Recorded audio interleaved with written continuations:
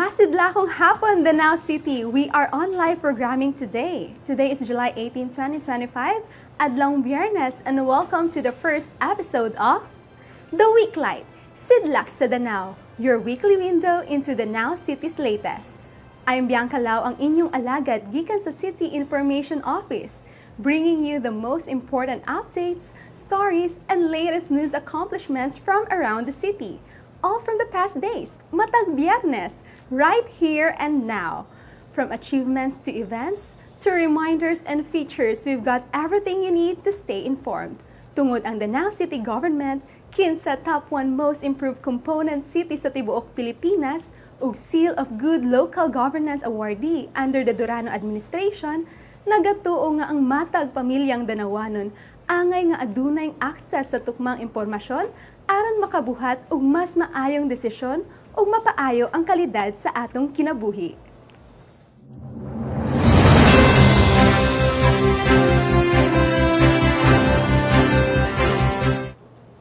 Nanghuna sa mga nisidlak this week, lokal nga pamunuan sa Danao gikatagbo ang mga Japanese consultants ug mga miyembro sa Japan International Cooperation Agency kun JICA ni atong July 15 alang sa City-to-City Collaboration Project with Yokohama para sa Zero Carbon Urban Development.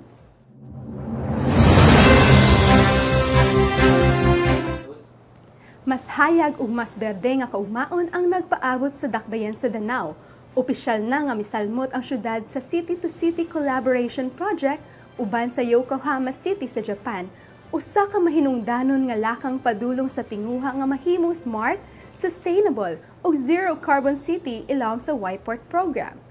Gipahigayon ang usa ka high-level nga panagtagbo sa Danao City Hall ni adtong July 15, diin gihimamat ni Mayor Nito Durano, Vice Mayor Ivy Durano, mga konsehales ug department heads, ang mga opisyal ug eksperto gikan sa Yokohama ug sa mga kumpanya sa Japan aron hisgutan ang sunod nga hugna sa proyekto.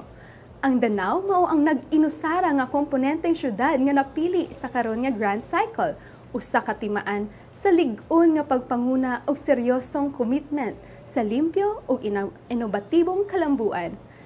Pinaagi sa suporta sa Joint Credit Mechanism sa Japan, ipatuman sa Danao ang mga makabag-o nga teknolohiya. Lakip na ang renewable energy systems para sa mga government buildings ug eco-friendly nga transport solutions, apil na ang smart merkado sa Danao. Kini nga partnership nagpalig-on sa roadmap sa Danao padulong sa usa ka climate resilient ug innovation-driven nga syudad. Nagpamatuod nga ang progreso dili lang para sa kasamtangan, apan giprepara sab para sa sunod nga henerasyon sa mga Danawanon.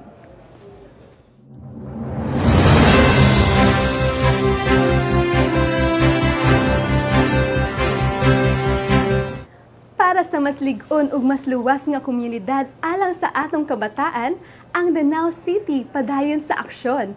BCPC kon Barangay Council for the Protection of Children sa Dakbayan kitagbo ug gisanay alang sa enhanced planning ug budgeting para sa kabataan sa tagsa-tagsa ka barangay.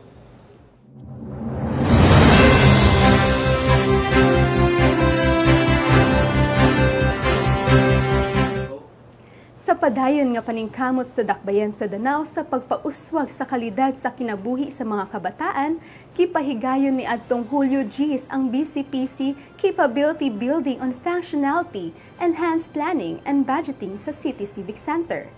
Kini nga inisyatibo nagtinguha sa pagpalig-on sa kapasidad sa mga barangay leader aron mas mapatuman ang epektibo ug sensitibong serbisyo alang sa kayuhan sa kabataan.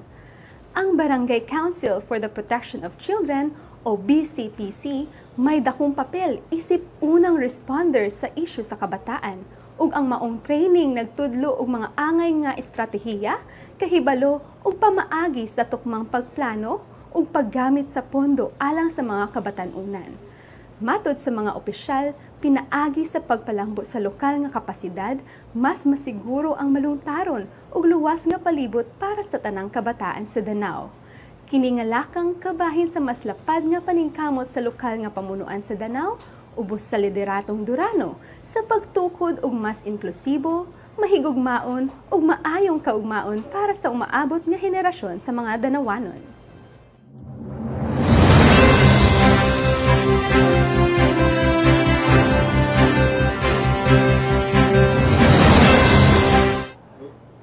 Adunay 150 ka mga Danao City Scholarship Program applicants kinsa mga nakapasar sa qualifying exam ang mipaubos sa scholarship interview ni atong July 11 sa Evacuation and Training Center.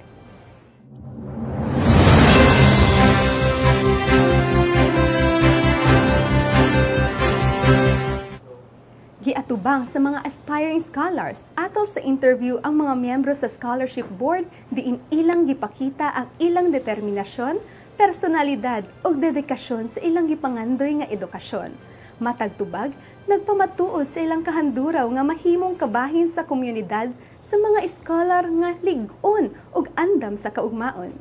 Ang scholarship interview ang pinakauwahing hugna sa ilang scholarship application journey ug pinaagi ni ini nga yugto masuta kung asa sila sakop nga scholarship grant sa category A ba or category B. Full tuition fee and miscellaneous fee alang sa mga category A scholars, samtang 50% tuition fee and miscellaneous fee alang sa category B. Education remains one of the top priorities sa atong dakbayan ubos sa Lideratong Durano ug pinaagi sa maayong pagdumala og mga programa nga mulungtad sama ni ining scholarship program, mas gipalig-on pa nato ang pundasyon sa usa ka mas masikilakon ug malambuong dakbayan.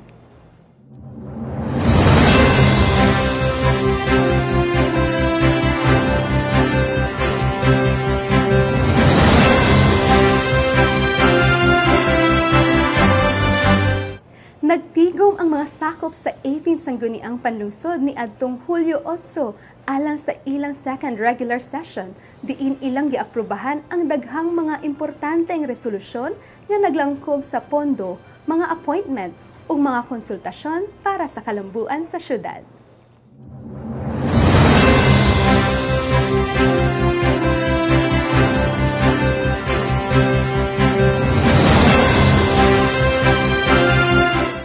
Pipila sa mga resolusyon nga gituki o gipasar mao ang pagporma sa SP Oversight Committee, pag-aproba sa supplemental budget sa mga barangay, paghatag og authority sa city mayor sa pag-renew sa kontrata sa mga consultants ug appointment sa mga department heads sa lokal nga pamunuan.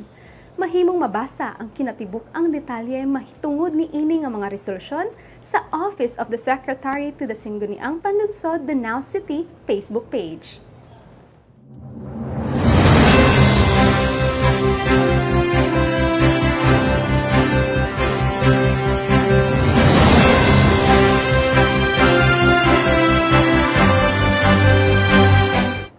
Padayon ang Danao sa pagtukod og kusganang komunidad nga lig-on ug andam sa kaugalingong kalambuan. Panginabuhian gihingusgan sa dakbayan sa Danao, pinaagi sa Sustainable Livelihood Program.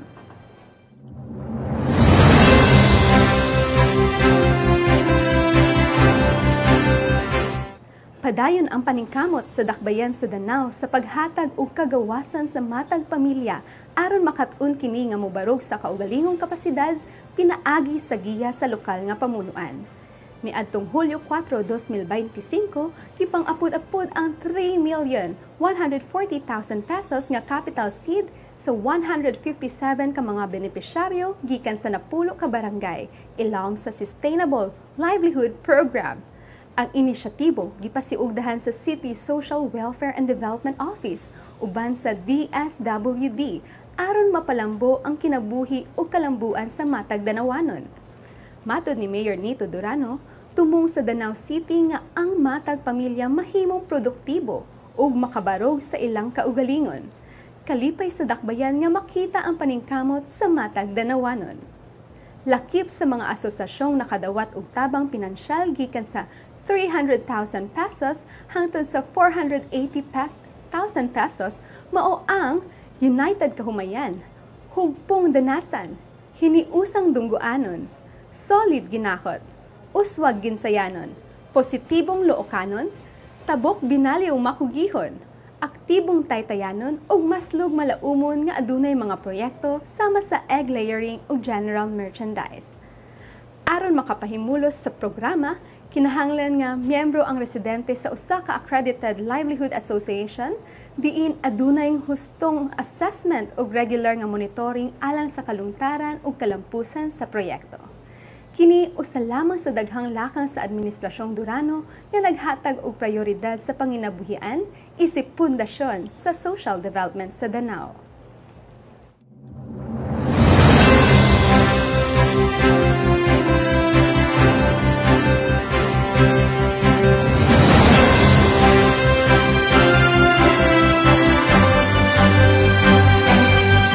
Disiplina sa enforcer, disiplina sa kadalanan. Nagpadayon ang paningkamot sa Traffic Management Office alang sa mas luwas nga Danao.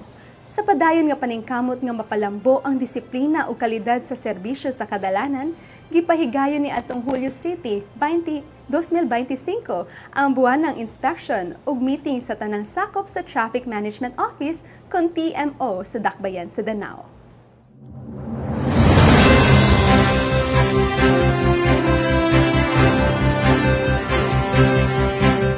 Dr. Felipe Montejo, Traffic Division Head, uban ni Admin Chief SPO4 Luis Perales, retired, ug Operations Chief PEMS Alexander Durano, gisusi ni adtong Hulyo City ang sakto ug limpyo nga pagsulob sa uniform, angay nga grooming ug haircut, ug gipasiugdahan ang light physical exercise isip kabahin sa pagmintenar sa physical fitness sa mga enforcer. Human sa inspeksyon, gipahigayon usab ang regular nga tigom aron hisgutan ang operasyon, mga issue sa field ug updates nga may kalabutan sa trapiko sa syudad. Matod sa pamunuan sa TMO, ang kalimpyo sa pamatasan ug dagway sa usa ka enforcer importante sa seguridad ug kahapsay sa kadalanan sa Danao. Gihangyo usab sa TMO ang suporta sa tanan, pinaagi sa pagtahod sa mga enforcer o pagtuman sa mga lagda sa trapiko. Kung adunay reklamo, sugyot o pangutana, bukas ang buhatan sa trapiko para mamati ug mutabang.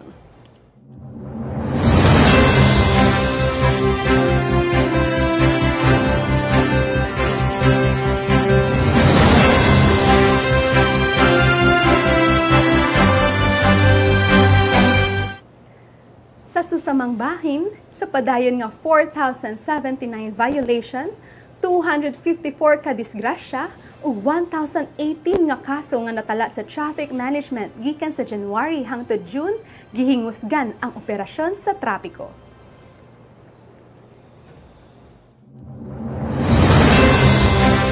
Kabulan, sa tuig 2025, nakatala ang Traffic Management Office o TMO Danao og 4,079 ka traffic violations o apprehensions. Kasagaran sa mga kalapasan, mao ang wala mag-helmet, pag-drive nga walay lisensya, illegal parking ug uban pa. Gawas ni ini, natala usab ang 254 ka road accidents, diin ang uban ni ini misangpot sa kadaot sa lawas, kabtangan o kamatayon. Dugang pa, 1,018 ka criminal cases ang gisangat batok sa mga wala mibayad o misettle sa ilang violation sulod sa 7 ka adlaw. Kini nga datos nagpamatuod nga daghan paghihapon ang wala magsunod sa mga lagda sa trapiko. Kalikayan unta kini kung magpadayon ang disiplina o responsibilidad sa matag driver o pasahero. Mao nga ang trapiko ni pagawas og pahibalo sa katawhan sa istriktong pagtuman sa ordinansa. Tuyo sa kampanya o kasagarang mga pagsuway, apil ang silot. Tuyo sa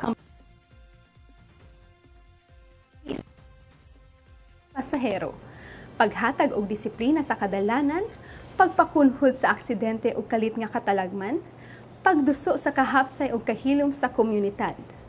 Busa, tikayan ang pagsakay og motorsiklo nga walay helmet o side mirror. Likayan ang pagpasakay og bata nga walay helmet o menor de edad nga nagmaneho. Likayan nga mag-helmet lang kung naay enforcer. Mag-helmet gayud bisan naa sa kabukiran. Likayan nga walay plaka, hugaw o daot nga plate number. Likayan ang paggamit sa open muffler o saba nga tambutso. Likayan ang pagmaneho nga walay lisensya o expired nga rehistro. ug likayan ang paglapas sa pedestrian lanes o no parking zones. Dugang sa trapiko, makatabang ang disiplina bisan walay enforcer nga nagtan-aw kay ang disiplina adunay maayong epekto sa ubang motorista.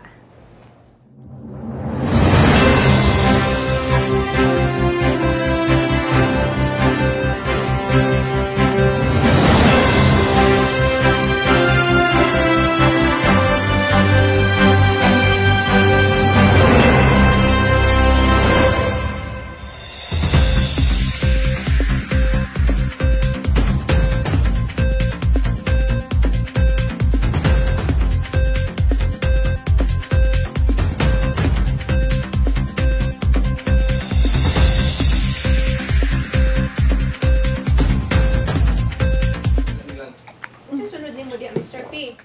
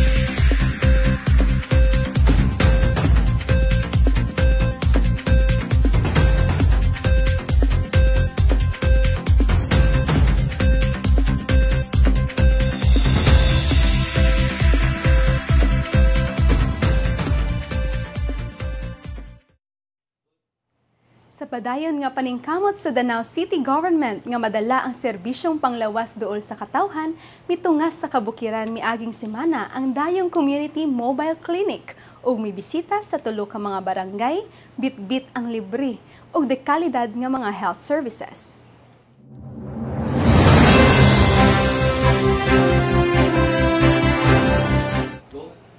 gikan sa libreng medical check-ups, tambal, laboratory services sama sa X-ray ug eye check-up gihimo kining tanang accessible sa Barangay Pili ni adtong Hulyo 9, Santikan ni adtong Hulyo 10 ug Saksak ni adtong Hulyo 11. Gipangyuluhan kini sa atong mga doktor ug healthcare providers gikan sa City Health Services Office uban sa suporta sa atong mga city leaders ug barangay officials. Dako ang pasalamat sa mga residente sa kanunay nga pagtagad sa lokal nga pamunuan sa ilang panglawas bisan pa man nga layo sila sa sentro. Matud sa City Health ug Barangay Affairs Office, magpadayon ang mobile clinic sa paglibot sa mga kabarangayan ug dayong maong atngi ang schedule sa inyong dapit. Sa laing bahin, nagpabiling abli ang atong City Health Services Office alang sa medical, dental, maternal child care, social hygiene clinic, TB dots ug uban pang panginahanglang panglawas.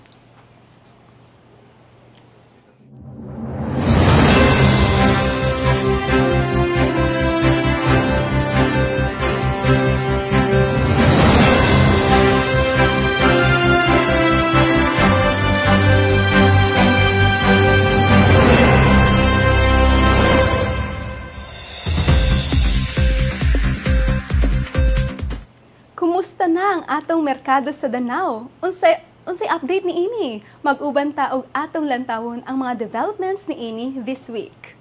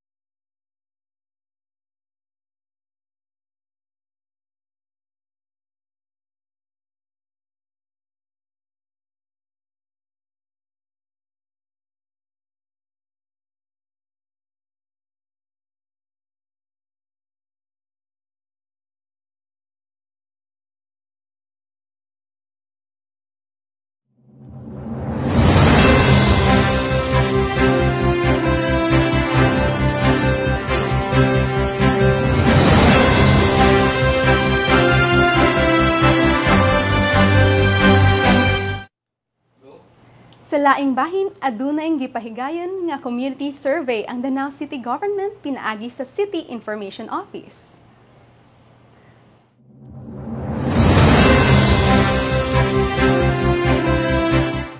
Tumong niini nga madunggan ang tingog sa katawhan, ang mga problema, suggestions ug opinyon sa 42 kang mga barangay sa Danao. Kasamtangan kini nga nagpadayon.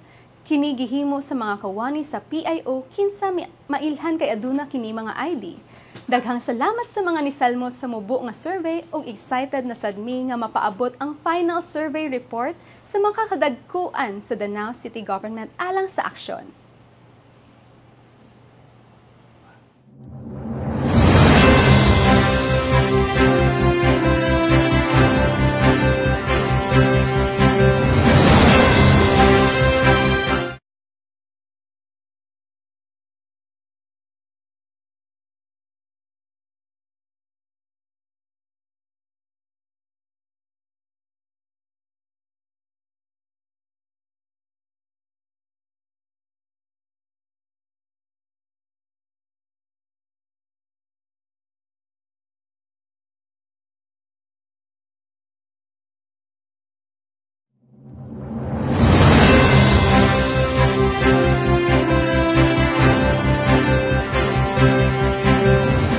Ato ang online bulletin board, please take note ni ining dugang nga mga pahibalo.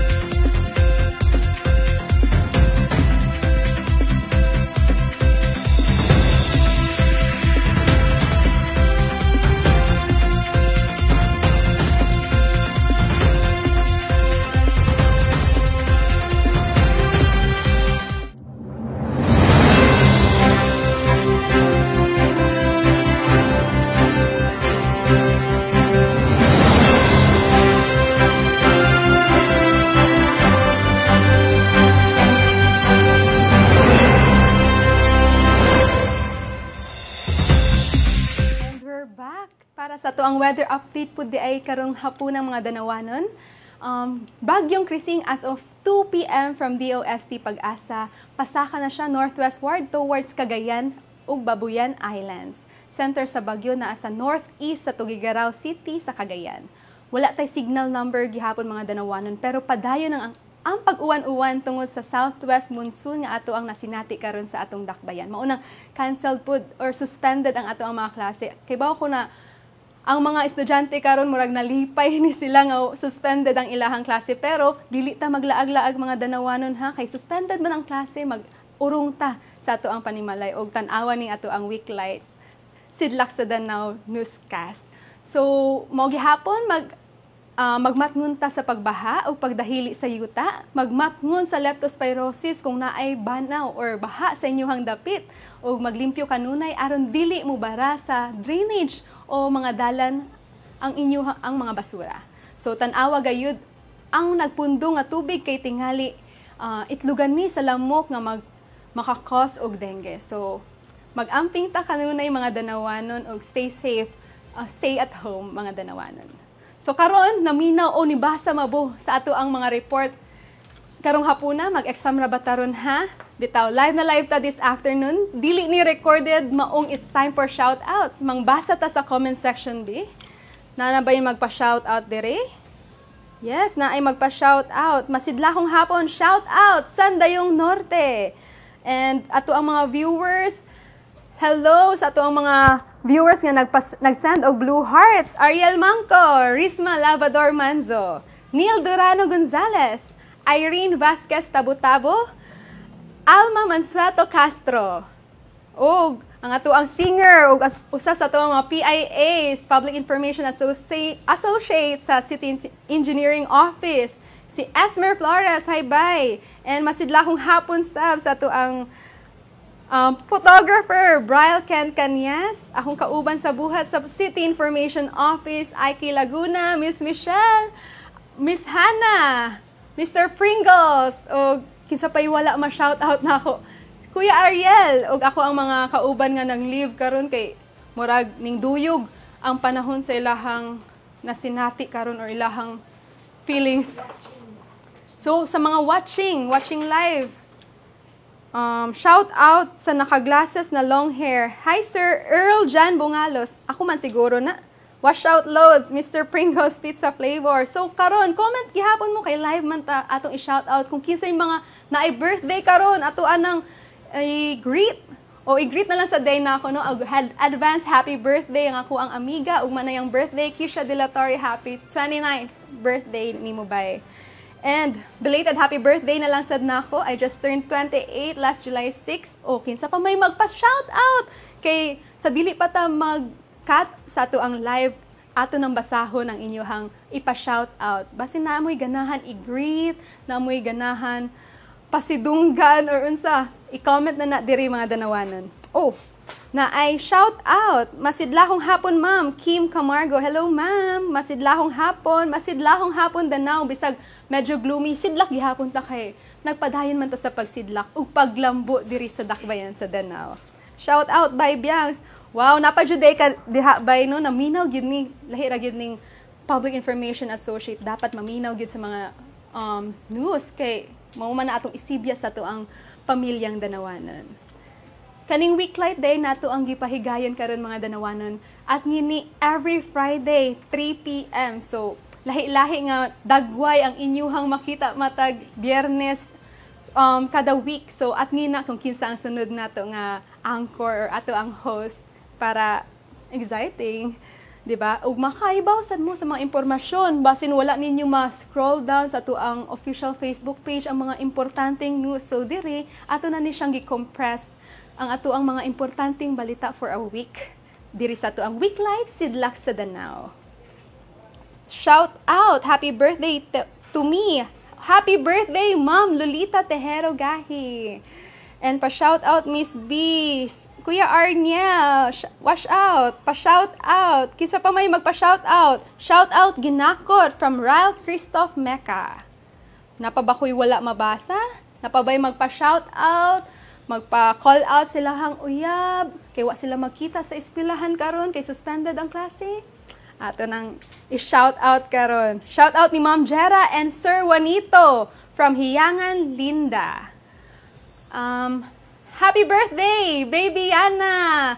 Giana Luis Lavides, happy birthday sa amo ang mga inaanak. Happy birthday. So, kinsa pa, kay hapit na ta mag-cut sa ato ang live. Take this opportunity nga ma-shout out ang inyong loved ones, ang inyong pamilya, inyong uyab, inyong ex. Sa pa man, shout out to my ex. Shout out to my ex. Kinsa pa? Wala na? Wala na yung magpa-shout out? Excuse me po. Next week, at ngini, every 3 p.m. kay every week, mag-shout out gihapon. Tas, sa to ang week light, sidlak sa Danao. Kay wala na may magpa-shout out. Oh, napay ning apas, napay ni masidlahong hapon pa-shout out 1,000 Mangrove Forest Danao here and now. Hello Ma'am Carmen Salvador ug sa to ang mga kugihan nga mga guides and guides sa 1,000 community. Masidlahong hapon kaninyo diha. Shout out to my Lodi Kev Rob from Kim Camargo. So kana kay wala na may magpa-shout out. Kay wala na may magpa-shout out. Wala na gyud? O sige, wala na gyud siya guys. That's a wrap na for this week on The Weeklight. Sidlak sa Danao, your weekend window into Danao City's latest. Sa kaalam, aduna tay gahom. O sa tinuod nga serbisyo, aduna tay paglaom. If you found something that sparked your interest, i-share kining ato ang balita. Like and follow the Now City Government on Meta and visit thenowcity.gov.ph sa the Now City Government official website.